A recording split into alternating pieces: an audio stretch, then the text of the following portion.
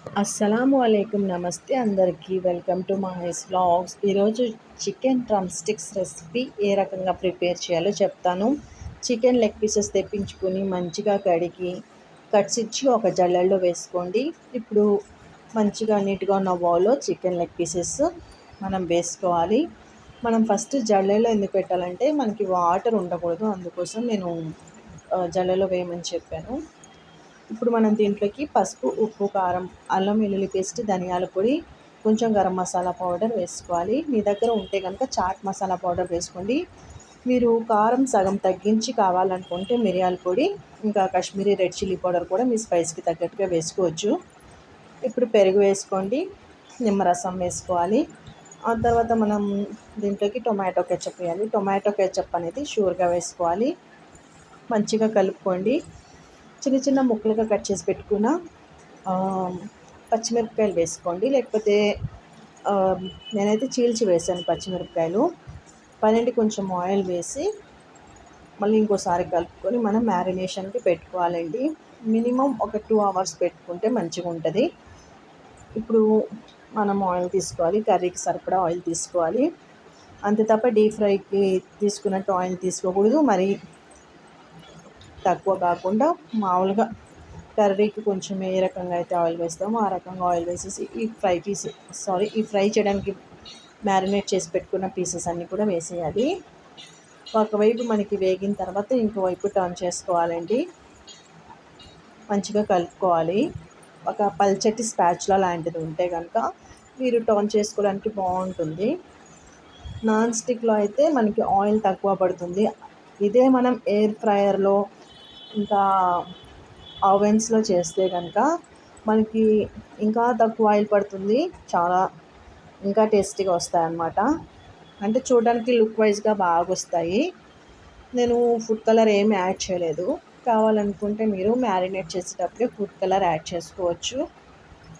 నేను ఆల్రెడీ ఇంతకుముందు కూడా నా ప్రీవియస్ వీడియోస్లో ఈ రెసిపీ ఉందండి. కాకపోతే ఈ వీడియో చూస్తున్న వాళ్ళకి తెలియదు కదా, నేను ఆల్రెడీ పెట్టున్నాను ఈ రెసిపీ అని చెప్పేసి. ఇలా అయినా మీరు ఫాలో చేయడానికి, రెసిపీ కుక్ చేయడానికి హెల్ప్ఫుల్గా అవుతుందని అయితే పెట్టాను. ఆయిల్ మ్యాక్సిమం పీల్చేస్తాయి ముక్కలు, మరి ఎక్కువ ఆయిల్ వేసుకోవద్దు, అంత అవసరం ఉండదు. మేమైతే ఆల్రెడీ తినడం స్టార్ట్ చేసేసాము. జస్ట్ లుక్ కోసం అయితే అలా పెట్టాను. నేను టొమాటో కెచప్తో తిన్నానండి ఈసారి, నాకు అలా తినాలనిపించింది. మీరు దీంతోపాటు onions, green chutney, tomato ketchup, mayonnaise దేనితోనే మీరు ఈ టేస్ట్కి తగ్గట్టుగా తినొచ్చు. చిన్నపిల్లలు కూడా ఇష్టంగా తింటారండి. ఇది స్టార్టర్ రెసిపీ. ఇంకా రైస్లో కన్నా కూడా మనం సపరేట్గా తింటేనే ఎక్కువ బాగుంటుంది. పుల్కాలో బాగుంటుందండి ఇది మనం నంచుకొని తింటే. ఈరోజైతే మాకు ఒక పార్సల్ వచ్చింది. ఇది చాలా కాలంగా ఆర్డర్ పెడుతున్నా క్యాన్సిల్ అవుతుంది. ఫైనల్గా అయితే ఈ ప్రోడక్ట్ వచ్చేసిందండి.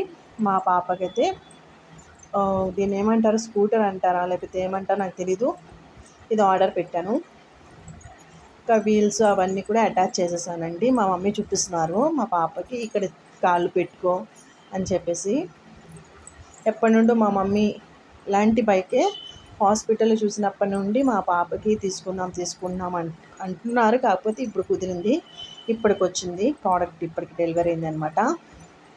ఈ రకంగా అయితే ఉంది. ఎలా ఉందండి ప్రోడక్ట్? మంచిగా ఉంది కదా.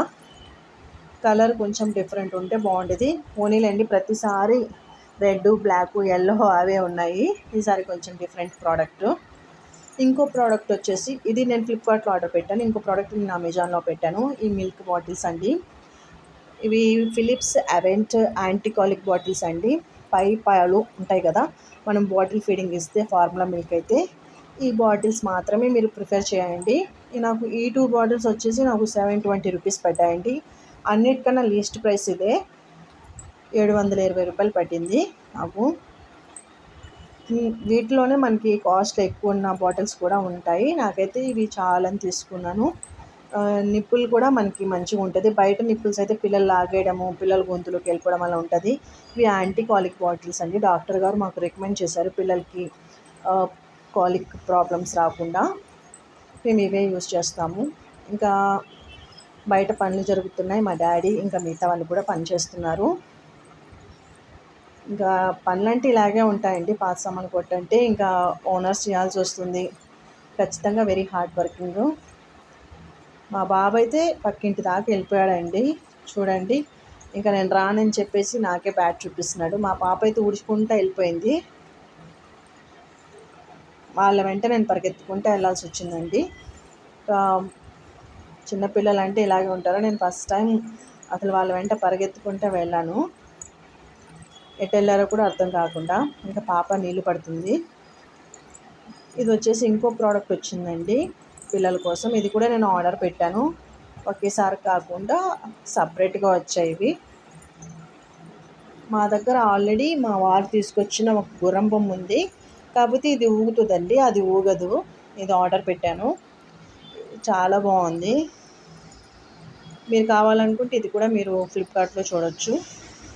ఇంకో ఐటెం వచ్చేసి ఈరోజు ఐటెం కాదు, రెసిపీ, స్పెషల్ రెసిపీ అండి. ఫిష్ మా మమ్మీ మసాలా ప్రిపేర్ చేస్తున్నారు. కొబ్బరి, ధనియాల పొడి మా మమ్మీ వేయలేదు, మెంతులు వేశారు. కాకపోతే మీరు ధనియాలు వేసుకోండి. ధనియాల పొడి ఉంటే కనుక ఏం లేదు. ప్రిపేర్ చేసిన ధనియాల పొడి, చింతపండు నానబెట్టారు. మా మమ్మీ జీలకర్ర, మెంతులు, ఇంకా ఎండు కొబ్బరి ఇంతవరకు తీసుకొని పక్కన పెట్టారు. బాగా వేయించి డ్రై రోస్ట్ చేశారు. ఇప్పుడు లైట్గా కొంచెం ఆయిల్ వేసి ఆనియన్స్ ఫ్రై చేస్తున్నారండి. ఇదంతా అవసరం మనకి మసాలా కోసం. ఆనియన్స్ కొంచెం ఎక్కువ తీసుకోవాలి, కొబ్బరి కొంచెం తక్కువ తీసుకోవాలి. మరి గ్యాస్ట్రిక్ ప్రాబ్లం వచ్చినట్టు కాకుండా తినడానికి బాగుంటుంది. గ్రేవీ కూడా ఎక్కువ వస్తుంది అనమాట. ఫస్ట్ ఇందాక మనం ప్రిపేర్ చేసుకున్న మిక్చర్ పౌడర్లా చేసుకుని ఆ తర్వాత ఆనియన్స్ వేసి ఈ రకంగా పేస్ట్లా చేసుకోండి. ఇప్పుడు మంచిగా కడిగి క్లీన్ చేసి పెట్టుకున్న చేప ముక్కల్లో పసుపు, ఉప్పు, కారం, ధనియాల పొడి వేసుకోవాలి. కొంచెం గరం మసాలా పౌడర్ వేసుకోండి. మనం జీలకర్ర ఆల్రెడీ వేసామండి. జీలకర్ర మీరు వేయించి పెట్టాము ఇందాకనే. అలా కాకుండా ఉంటే కనుక జీలకర్ర పొడి వేసుకోండి. ఇందాక మా మమ్మీ జీలకర్ర కూడా వేయించారు. ఇప్పుడు మనం చింతపండు రసం వేసుకోవాలండి. ఇందాక చింతపండు నానబెట్టి పెట్టుకున్నాం కదా, ఆ చింతపండు రసం వేసి ఉప్పు కారం సరిపోయాయో లేదో ఒకసారి చూసుకోవాలి. పైనుండి మనం ఈ పులుపు తగ్గట్టుగా వాటర్ వేయాలి. చింతపండు రసం వేసాం కదా, థిక్గా ఉంటుంది. ఈ పులుపు తగ్గట్టుగా వాటరు, ఇంకా సాల్ట్, కారం ఏమైనా అవసరం ఉంటే వేసుకొని, కూరకు తగ్గట్టుగా ఆయిల్ వేసుకొని మనం కుక్ చేయడమే. ఈ కర్రీ ఇంకా డిస్టర్బ్ చేసేది ఏముండదు, అసలు కలపకూడదండి. ఫిష్ కర్రీ మనం చెంచాతో ఇంకా మామూలు కర్రీస్, నాన్ వెజ్ కర్రీస్ తిప్పినట్టుగా తిప్పకూడదు. ఇది బిగినర్స్కి యూజ్ అవుతుందని చెప్తున్నాను, అందరికీ కాదు. ఇంకా మధ్య మధ్యలో ఒక 2 సార్లు ఇలా మనం, మా మమ్మీ చూపిస్తాను, నేను వీడియో తీశాను, ఆ రకంగా మనం తిప్పుకోవాలి తప్ప మనం కలపకూడదు. పైనుండి ఒక ఫుల్ టేబుల్ స్పూన్ ఆఫ్ ఘీ వేసారు మా మమ్మీ. ఇంకంతే, ఈ రకంగా కలుపుకోవాలి. మనం చెంచాతో మనం కలపకూడదండి. దాదాపుగా కర్రీ అంతా దగ్గర పడిపోవాలి, ఆయిల్ కూడా ఫ్లోట్ అవ్వాలండి. ఇంకా కొత్తిమీర, పుదీనాలు ఏమీ వేయరండి మా మమ్మీ. ఈ రకంగానే ప్రిపేర్ చేస్తారు. ఈ రకంగా ప్రిపేర్ చేస్తే ఏంటంటే మనకి రెండో రోజు కూడా బాగుంటుంది. మేమైతే తింటామండి రెండో రోజు కూడా ఫిష్ కర్రీ. బయట పొయ్యి మీద చేస్తే కూడా ఈ కర్రీ చాలా టేస్టీగా ఉంటుంది. కొత్తిమీర, పుదీనాలు అవన్నీ వేస్తే ఏంటంటే మనకి కొంచెం అంతగా మంచిగా ఉంటుందో లేదో, మా మమ్మీ అయితే వేయరు. పైనుండి ఆయిల్ ఫ్లోట్ అవ్వాలి, అప్పుడు సిమ్లో పెట్టేయండి. ఇంకా దగ్గర పడుతుంది.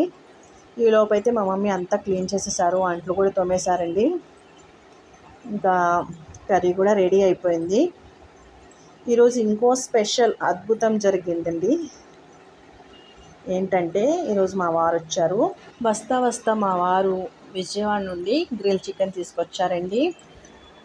చాలా టేస్టీగా ఉంటుంది, చాలా బాగుంటుంది. మా వారు ఎక్కడి నుండి తీసుకొస్తారో. ఇంకా ఇదైతే ఫుల్ ఎంజాయ్ చేసాం మేము. ఇంకా మా మమ్మీ అంత తినరు ఆవిడ అంత ఎక్కువ, కాకపోతే మేము తిన్నాము. ఇంకా తర్వాత చాయ్ తాగాము. ఈ రోజైతే ఈ బ్లాగ్ ఇంతటితో ఎంజాయ్ చేశాను. ఇంకా ఎండ్ కూడా చేస్తున్నాను. Thank you so much for watching. Bye, take care.